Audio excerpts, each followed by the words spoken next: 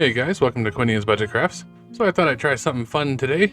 I'll show you guys how to make a market stall since everyone needs those. And I'm pretty sure that even though it looks complex, even if you've never touched Blender before, you should be able to do it if you follow this tutorial. Of course, the whole point of my tutorials is to show you how to use the tools so that you can make your own thing, but it's a lot more fun to learn to use tools while you're making something cool. All of the instructions will be in that little box on the top right, but what I'm clicking on will show up down here too, so you know if you wanted to follow along with what's happening, it should be right there. It does go away pretty fast though, so it'll be up on the top right. Anytime I or the instructions say confirm, what that is just left click once, or you can push the enter key. If you have something selected like this and you clicked away because you wanted to do something, pause the video or whatever, you got distracted, or say you moved something and you really didn't like the results, Control and Z will undo anything you just did. If the inputs you put in are doing everything backwards, that's because I'm looking at it from Y positive. If yours says minus Y like this, just click the thing, that'll spin it back around. Anytime that you want to move the camera around, feel free to do so. You don't have to have it any certain way unless I say, look at it from this direction so that your inputs are correct. Otherwise, yeah, just spin the camera around to whatever it is you need to be able to see. Okay, so that's enough blabbing. If you don't have one already, go ahead and push Shift and A, and then add a mesh, and you're going to want a cube. Push Tab to go to edit mode, and then push S to scale. Push Z to constrain it to the Z axis, and then type in 11, and then confirm. I'm going to back the camera out so I can see what's going on here. We're going to go ahead and hit S to scale it again, and push 2 to just double the size. Push Tab to exit edit mode, click on the little wrench over here, and then we're going to add a modifier, and we want to add a remesh modifier. That is over here in the generate stack. On the remesh, just leave it on voxel, and on the voxel size, we're going to click on that and type in 0.05. And then push enter. You can't see that anything happened, but it really did. Go ahead and hit the apply button. If you don't have apply all, check out the video in the top right corner. I've got the setup for all this in a different video. In the meantime though, if you don't have that, just click on the little arrow and hit apply. Now go over here on the top left where it says object mode, click on that and drop it down and go to sculpt mode. In sculpt mode, push M to activate the mask tool. Push F to change your brush size. When you get it to the size you like, go ahead and click to confirm. And now draw on some wood grain. I would put up a picture for you to show you what I'm talking about, but I'm pretty sure every picture I managed to find on Google is copyrighted, so I'm not doing that, but you can feel free to just type in like cartoon wood grain and then copy it best you can. It's really not rocket science. All you gotta do is just draw. It's like some squiggly lines and you'll be fine. Go ahead and do the wood grain.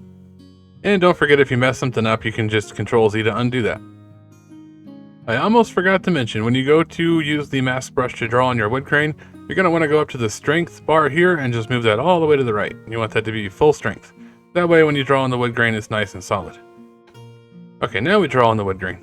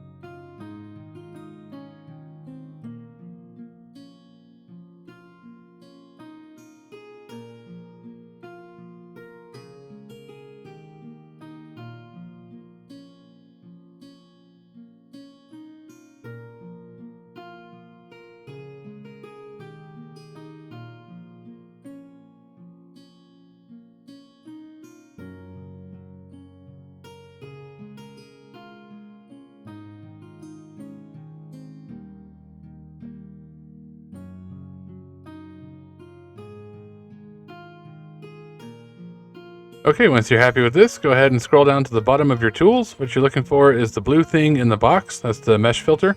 So go ahead and leave these settings alone. Push Control and I to invert the mask. And then when you click anywhere out here and drag the mouse, it will adjust it in or out. So let's go ahead and pull it in as far as you want it. I mean, there's no right or wrong there. Let go of the button whenever you're happy with it. And then push F3, type in clear mask, and push enter. Now we can fix whatever's kind of messed up on this thing. You can either scroll up the list of tools here to the smooth brush, or you can just push shift and spacebar or shift S. That'll switch it over to the, oops, wrong button. That'll switch it to the smooth brush. Now all you're going to want to do is go through and smooth out anything that looks a little weird, like wherever I went over a sharp edge, it didn't quite work out. So just kind of smooth that stuff off. If the smooth brush is not working fast enough for you, you can turn up the strength. Another thing that's handy is to use the inflate brush. And you can hold down Control to make it do the opposite, so it'll flatten instead of inflate, and then hold down Shift to smooth. But yeah, just go through and smooth off anything you don't like.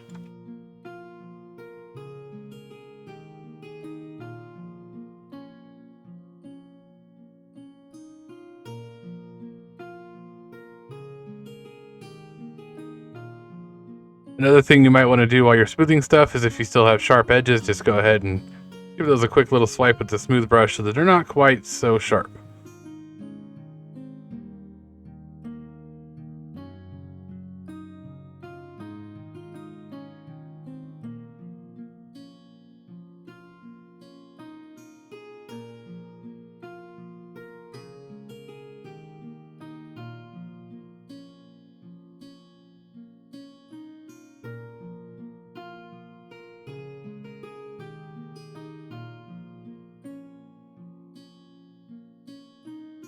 Okay, once you're happy with your stick here, go ahead and go back into object mode and then add a modifier. And on this modifier, we're going to add a decimate. On the options with the modifier, we want unsubdivide, and on iterations, we want 3. Type that in, and then go ahead and hit the little arrow or the apply all button, whichever works for you. All right, once your modifiers are applied, go ahead and push tab to go to edit mode. Hit A to select all, hold down shift and push D to duplicate. Push X to constrain, type in 20 and confirm. Click away from the other model or the model itself, doesn't really matter. And hover your mouse over the original one, push L to select linked, G to grab, X to constrain, -20 and confirm. Push number pad 1 or click on the little green Y over here to go to the front orthographic view. Push A to select all, G to grab, Z to constrain, and 20, and then confirm. Now you can either push number pad 7 or click on the little blue Z up here. That'll put you in top orthographic mode. If for some reason they're not already selected, push A to select all, Shift D to duplicate, Y to constrain, 25, and confirm. Now in order to make these not look like they've just been copied from one board, go ahead and click away from the model somewhere. On the bottom left here, hover it over and push L to select linked. Push R to rotate. Since we're in top orthographic, we don't have to worry about constraining to Z. Go ahead and rotate that 90 degrees and confirm. Click away from the model, hover over the back one over here, L to select linked, rotate 180, confirm. Click away, hover over this one, L to select linked, rotate 270 and confirm. While this one is still selected, go ahead and mouse over the one back here on the top left, hit L to select linked. Either push number pad 3 or click on the little red X over here to get the side view, G to grab, Z to constrain, -8, and then confirm. We're not too worried about the stuff sticking out the bottom. I'll trim that off later. Right now what we want is the angle between the top here to be good. Once everything's in position, go ahead and click away to deselect your model. Hover over one of these front posts here, the taller ones at the front. Push L to select the linked ones. Shift D to duplicate. Go ahead and confirm it there is fine. Push P to separate, and then separate by selection. Tab out of exit mode. Now push 1 or the Y here for the front orthographic. Select your new single post, that's the one lit up in orange here. Push R to rotate and type in 90 and confirm. G to grab and then move it up to the top of your frame here, just wherever it looks good to you, about like so maybe. After you've gotten it moved, go ahead and right click, go to set origin, and you want the origin to the geometry. Now push S to scale. You can either scale it down a little bit just so it doesn't stick through the frame, or you can type in 0.92. That seems to be pretty good for me. Push S to scale again, X to constrain, and you can either move it out as far as you like, or just type in 1.2. That's what I like, so go ahead and confirm right there.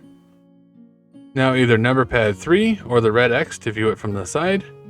Shift and D to duplicate, Y to constrain, and 25 to keep it centered over those back posts there. And go ahead and confirm that. G to grab, Z to constrain, and then bring it down however far you like, just until it's about right there or so. Okay, so now let's go ahead and clean this thing up a little bit. Just go ahead and hit Tab to go to edit mode. And then we're going to hit A to select all, go up into this mesh tab here, click that, and scroll down to bisect. Go down to the yellow line, click and hold, and then move it just a little bit over. Give it a second. If you didn't move it perfectly straight, it's going to do this. That's totally fine. It's a very easy fix. Just set whatever the lowest one here in the plane normals are to a flat 0, and then set the highest number to a solid 1. And that'll take care of any kind of weirdness happening. So anything below this arrow pointing up would be considered the inner. So we're going to go ahead and clear the inner. And then we go ahead and fill it. And if you look around, it should look like that. Push Tab to get out of edit mode and have a look, see what you think. If this here is sticking out of the post here a little further than you like, what you can do is push S to scale. But if you like the X axis where it is, you don't want to move that, hold down Shift and push X, and that'll prevent it from scaling on that axis. And then you can just squish it down until it kind of goes away, fades into the other thing there. Just do that on both of those. If you do go to scale it and it does, and it does one of these numbers, that's because your origin is not set correctly. Just right click, set origin, and then origin to geometry. And then it should work just fine. There we go. Now while you have that selected, go ahead and shift click all your other pieces, and then right click and join them.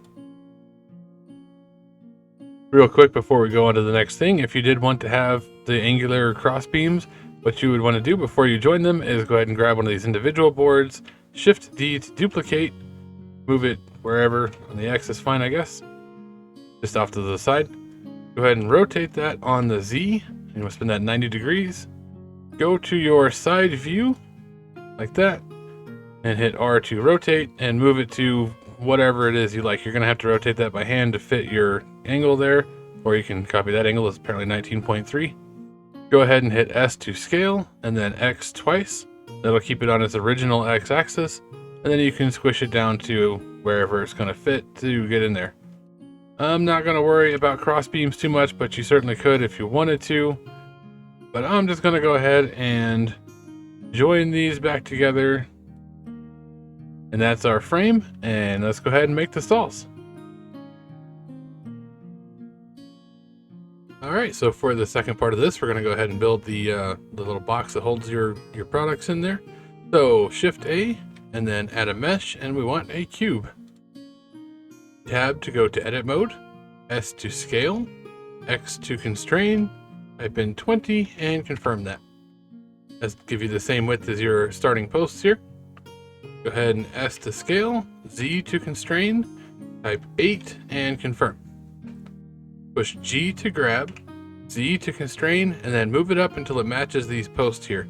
Doesn't have to be exact because we're going to trim this later, but if you want it to be as close as possible, hit the little Y here, so you're straight on. You can zoom in really close here, grab Z, and then just move it close enough. If you're not already in face mode, you can either click up here or push 3 for faces. Go ahead and move your camera around so that you can see the back of this thing here. We're going to go ahead and click on this inside face, push G to grab, Y to constrain, and then 8 and confirm. Now we need edges. You can either click up here on this one or just push 2 to get edges. Select this top one here, G to grab, Z to constrain, 3, and confirm. Now push Control and R to get your ring cuts here, and you want that ring cut to go along the y-axis like this. Go ahead and click it again. That'll put it where it's going to be and bring up this context box. In this box down here, you're going to want 7. Then hold down Control and push B for bevel and type in 0.3 and confirm it. Go ahead and Control R to make another ring cut. Put it there. Just click once, not twice this time, and type in 0.85 and confirm. That'll give you a line along the bottom here where your front edge is going to go. Okay, so now you want to have your camera kind of overhead, sort of, so you can see what's happening.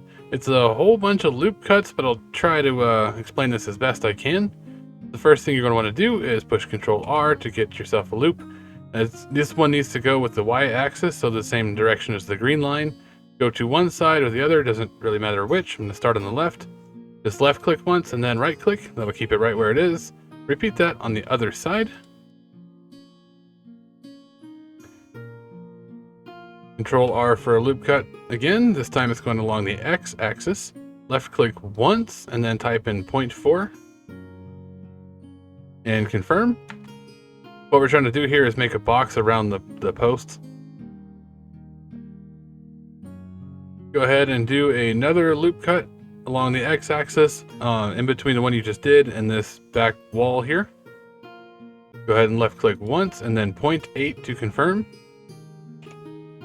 Now we need to fill in the box around this direction here. So another loop cut, Control R, put it in this section here. Left click once and type in 0.3. And then repeat that on the other side, except on this side, you're probably going to need to do -3.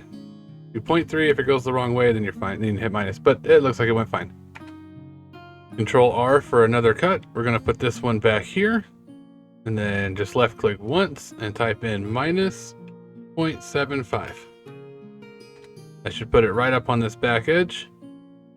Now we just need 2 more loop cuts. So on the side here, go ahead and Control R, left click once, type in 0.3. It went the wrong way, so we're going to go minus. This is to make the outer edge. Do the same thing on the other side.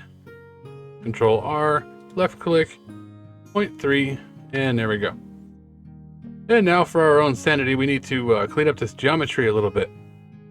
So go ahead and just hold down left click and you can move your mouse over to box select. And then you can hold down shift and then do the same box select to get the other stuff you want. If you were to turn the screen around this direction, what you're looking for is a pattern that looks kind of like a couple of 4s. Here, I'll show you. Go like this. Get rid of this cross in the middle and this cross over here. So you should have 4 plus plus 4, kind of. You get the idea. Anyway, right click and just go ahead and dissolve those edges. Also, while you're here, you might as well go ahead and clean up this stuff right here.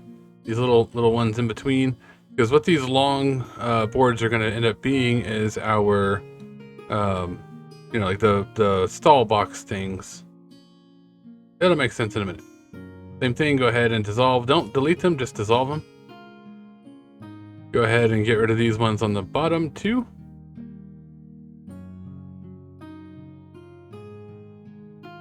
And you're also going to want to get rid of these right here. When we made the corners, we made these extra little tiny boards. We don't want those either. So now push 3 to go to faces. Select this little tiny one over here at the bottom of the corner deal. Come over to the other one, hold down Control and left click that to get this rim right here. Push E to extrude, push 2 and confirm. Hold down Control and push B to bevel. Pull it out as far as you want it to go, pretty much all the way, doesn't really matter. Left click to confirm. It looks all bad, that's fine. Over here, go ahead and click on clamp overlap. There we go. Now it won't go too far past itself. If the segments are not on 6, go ahead and type that in. Push A to select all. M for merge, and then merge them by distance. That way all those vertices that overlapped will go ahead and merge together and you won't have any weird stuff happening. Click anywhere off the model to unselect it.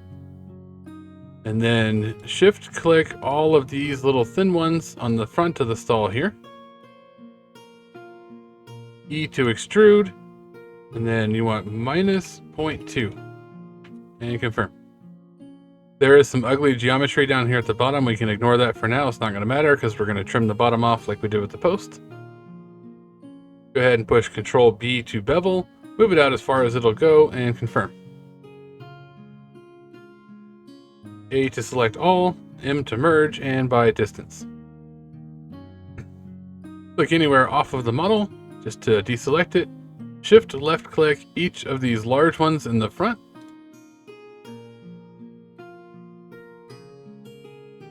E to extrude and 0.5 and confirm. Those are going to be the boards on the front of your stall. Okay, now we need to go ahead and select the smaller boards in here. So same idea. Go ahead and shift left click all these. You can do them however you want. One way is to click that one, control click that one, you get a whole line. The only thing you don't want to select are the large faces and these faces that are inside the corner piece. Just go ahead and get all these selected. Of course, feel free to move the camera however you need to, because like I missed one right there. And then we go ahead and push E to extrude, 1.7, and confirm. Control B to bevel, move it until it stops moving. Go ahead and left click to confirm. A for all, merge by distance. And now we're going to delete some stuff we don't need, like these faces back here. So go ahead and select all of these faces back here in the back. And then spin it to the side, and whichever of these faces that are in line with the boxes, go ahead and grab those as well. There should be 3 on each side. And go ahead and delete those. Now that it's a little easier to see, you also want to delete all of these ones on the bottom. Go ahead and delete all those faces on the bottom.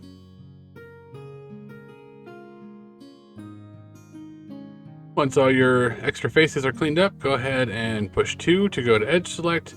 Double click this bottom edge here. It should wrap around to both of the sides there. Push F to fill that. Select only this outer bottom edge and then these 2 side edges, and F to fill that. Now you should be able to double click this and get this loop around the bottom of your box area, and just push F to fill that. You can see we got some double up faces, so we're going to go ahead and fix that now. Push 3 to go to face select. Spin the camera around so you can see what's happening here. G to grab, and then hold down control when you move the mouse. It'll look really bad at first, but it's fine. Go ahead and left click to put it there while still holding control. You can let go of control now. In this box here, we're going to go ahead and move that or change that to 0.5. And if it still looks like that, it went the wrong direction, so just put a minus in front of that. And there we go. Push tab to exit edit mode. Select your frame, tab into edit mode. Click away from the model to make sure nothing is selected. Go to one of these uprights, doesn't really matter which one. Go ahead and hit L with your mouse over to select the linked. Shift D to duplicate. Left click to put it there is fine. P to separate, and then by selection.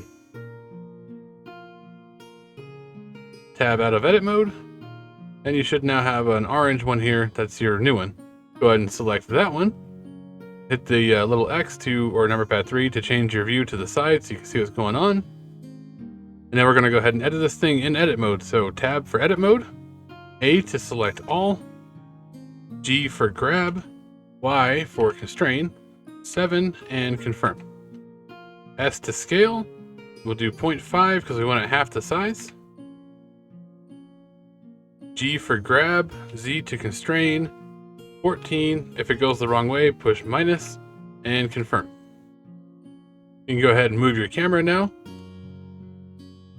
G to grab, X to constrain, and 2. If it went the wrong way like that one did, just push -2, and confirm.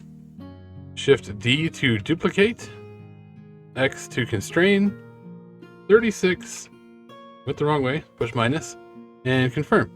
I'm gonna push R to rotate, Z to constrain, and 90 just to make it look a little different from the one next to it. You can go ahead and push tab to get out of edit mode now, and have a look at your model so far. If it's too far away from the top like this one seems to be, it's not really a problem. All you gotta do is go to the side here on the X, hit G for grab, Z for constrain, and just scoot it up until the whole thing fits in there. So now go ahead and zoom in so you can see what's going on. Hold down Shift and push Z so you can see through it. Push Tab to go into edit mode. Hit A to make sure it's all selected. Go up to Mesh. Go down to Bisect. Put your cursor in between these two lines here and just run it to the other side like that. And then go ahead and clear, in this case it's going to be the outer, and fill it. Now if you were to exit edit mode, you can have a look around and make sure that it's not poking through your stalls there, but it is actually in the model. Now we get to do some more wood grain stuff. So go ahead and select your stall, go over to the wrench, add a modifier, and go ahead and remesh. Same thing, we're going to remesh that to 0.05. Go ahead and apply. And it doesn't look like anything happened, but it really did. And just like with the uprights, go ahead and go into sculpt mode. Hit M for mask. F to adjust the size. And draw on some wood grain. I'm going to do that real quick, and then I'll get back to telling you what's happening.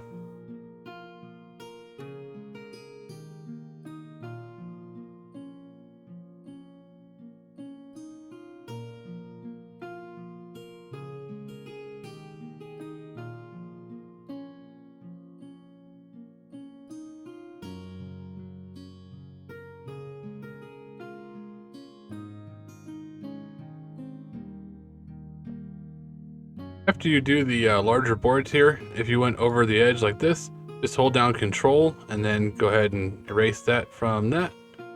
And it's pretty simple. And don't forget to draw wood grain along the entire thing. If you wanted smaller, scratchier wood grain, just put a lot more lines. But it does need to go all the way around the sides and everything else, otherwise it won't match.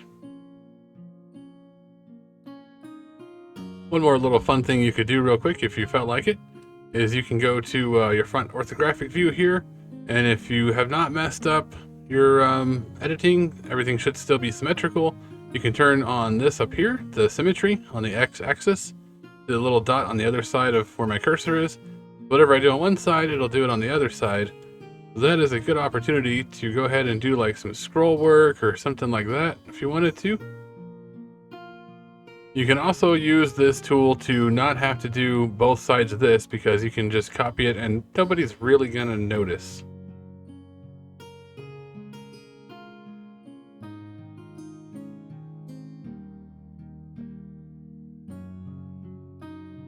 As far as the very inside here, that's up to you if you want to do it or not. It probably will not be seen, but if you're trying to make models professionally or something, you're definitely going to want to texture these because people will notice that.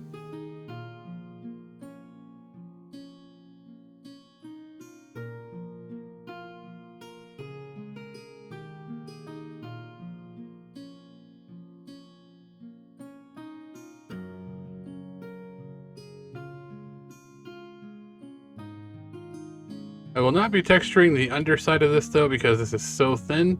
I don't want to risk blowing through it or making a thin spot, and that truly will not be seen, so it is fine.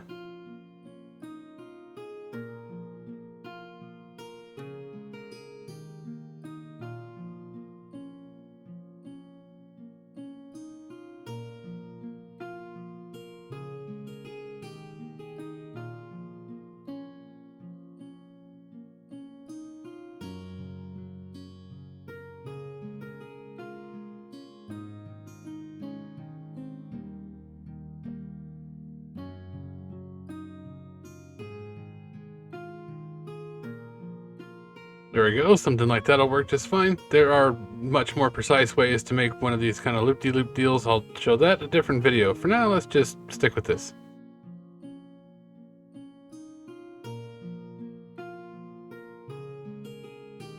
Go through and check around your model to make sure you haven't gone over the edges too bad in too many places.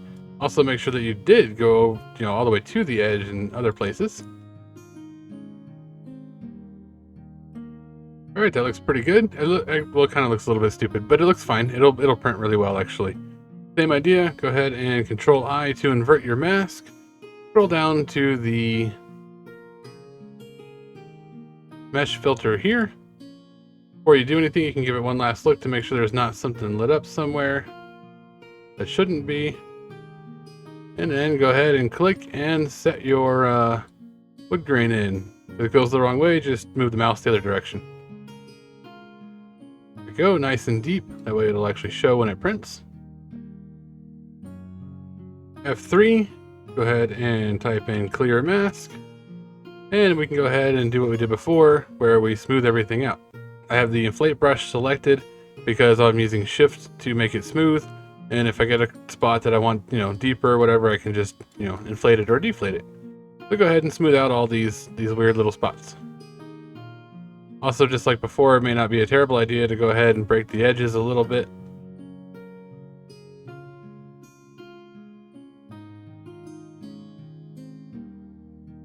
Once you're all happy with it, go ahead and leave sculpt mode. Add a modifier, add a decimate, unsubdivide, iterations 3. Sometimes the computer has to think about it for a second. We are at 1.2 million faces here, so it's a bit of processing. And then apply the modifier. And like last time, it looks a little chunky in there, but it'll be fine. Trust me, it will not print quite so jagged. So just like before, we want to go ahead and trim this thing down so that all the bottoms of the boards are nice and flat and all that good stuff. First thing we need to do is go ahead and shift click these uprights here, join them to the topper, push number pad 3 or hit X on your thing to go to the side view so you can see what's happening. If it's not far enough down, push G to grab, Z to constrain, and you can use the arrow keys to just bump it down just a little bit there.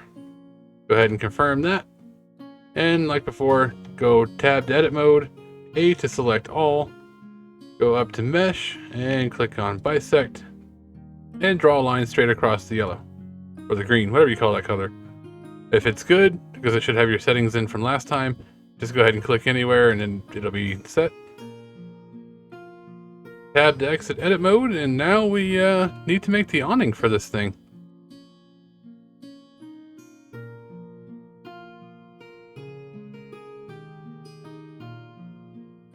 Okay, so for the awning, I have a pretty cool trick here I think you guys might like. We're going to go ahead and Shift A to add a mesh, and this time we want a plane. Go ahead and tab to go into edit mode, S to scale, and we're making it 30. That's it, it needs to be real big. So now here's the thing, if you want to have the awning hang all the way to the floor off the back, now is when you would want to go ahead and scale it on the Y. I'm not doing that, but if you did, that's how you want to do that. So to follow along with exactly what I've made, at this point, we go G to grab, Y to constrain, and type in 20. Go ahead and confirm that. G to grab, Z to constrain, 45, and confirm that. I have to zoom the camera out so you can see where it went. So at this point, we need to push number pad 3 or the X up here to go see it from this side here. R to rotate, and 15. If it went the wrong way, which it did, just go ahead and hit minus. There we go. Now we're going to right click and hit subdivide, and in this box down here we put in 10. Then we right click and we subdivide, and in this box down here we put in 10. That's right. It only lets you go to 10 if you slide the thing over, so I'm doing that twice. Because I want 20 subdivisions. Go ahead and push tab to exit edit mode. Okay, now go to the physics tab, which is the circle in the circle, and then click on cloth, and then scroll down to collisions right here. Open that up, and then go ahead and check on self collisions. That way it'll collide with itself. Select the frame. Same thing, should already be on the physics tab, and go ahead and tell that you want it to be a collision. Now you can move the screen if you want so you can see what's happening. you push the space bar and just wait a second. I'm probably going to speed this up because it's going to take a minute to go through what it's doing.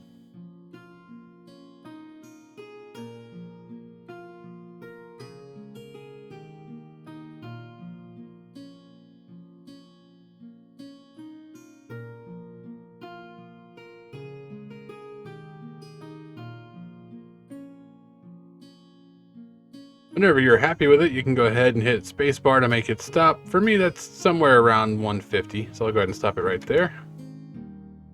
And 151, that's fine too. If you saw something you liked in the animation before you managed to stop it, you can grab this little blue tab here and just kind of scoot it over to, put it back. Anyway, I'm going to go with 150. Mostly what I'm looking for is this back section here to be kind of flat, so I might let it go forward just a little bit more. You can also grab and just move the thing over. Kind of laggy though. And it's mostly flat. Okay, so now go ahead and select the plane. Go to the modifiers tab, which is a little wrench. We're going to add a modifier. This one is going to be the solidify modifier down here. Make your thickness 1, it's M, but it's actually millimeter. We're going to add another modifier. This one is a subdivision surface. On this one, you're going to go down to the settings here and adjust these if you want to. I don't think I need to. I think it looks pretty good like that. So once again, if you have the apply all button, hit that. Otherwise, start at the top and just start applying them. But I'm going to hit apply all. Now go into sculpt mode. And hit G for grab. So now you have a grab brush available, and go through and adjust it wherever you think it might need some adjusting. Like the board is showing through right here, so that's a good spot to grab and lift it up just to get it off of that board. And bring these up.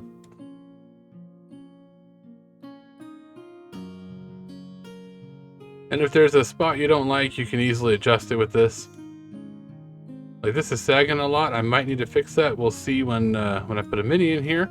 But for now, we'll just fix what's poking through.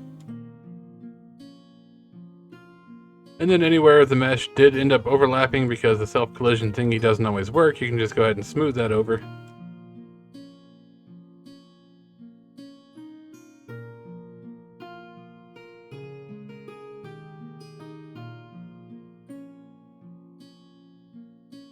So I'm going to go ahead and bring in one of my minis to make sure that it's not sagging too much in the middle. So if you have one you want to bring in, you just go to File, go to Import. It's most likely going to be an STL, might be an object. Whichever one it is, go ahead and import your mini. Alright, I got my mini in here, and as we can see, it's sagging a lot too low. Some of that could have been prevented with some of those angular beams I was talking about, but not a whole lot. So what you can do is just adjust this thing itself, or you can scale the whole thing up a little bit. I'm just going to go ahead and try to adjust the awning some because it is sagging a lot.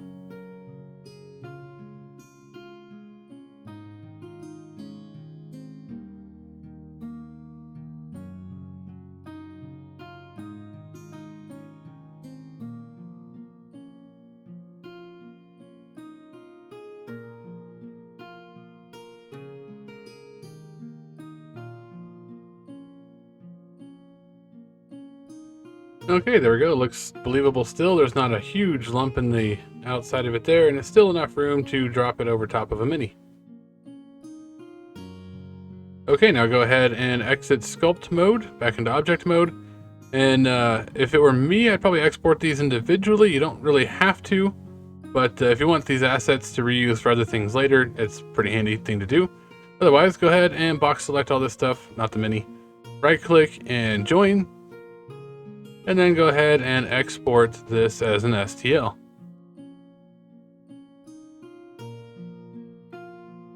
Now open up 3D Builder. It should come with your Windows 10.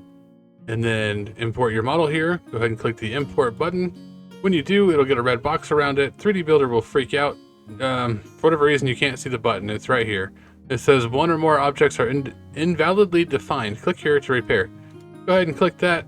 It'll pop up a little box that says repairing and take a few minutes. What it's doing is it is remeshing this entire thing and getting rid of any internal geometry. So all the spots where the wood sticks through the awning and this thing sticks through this thing and all that stuff, it's going to go ahead and correct all that to make it a correct model. So just let that go ahead and repair, and then we'll save it. Once that little red box goes away, you can go ahead and click on the little hamburger, the 3 lines in the top left corner, which you can't see. I had to change my capture software. Anyway, click on that and just go ahead and click save. Little box will pop up, say saving. Once it goes away, you're good to go. And while it's not strictly necessary, I'm going to go ahead and bring that market install back into Blender to compare it side by side with the original one that wasn't merged properly, and we can check it out. It should show up exactly where the other one is. Just hit G to grab, X to constrain, and scoot it over. And now we'll give it a look through. Hit Shift and Z to go through, I think it's called wireframe. I keep calling it X-ray, but it's actually wireframe. And you can look through your model.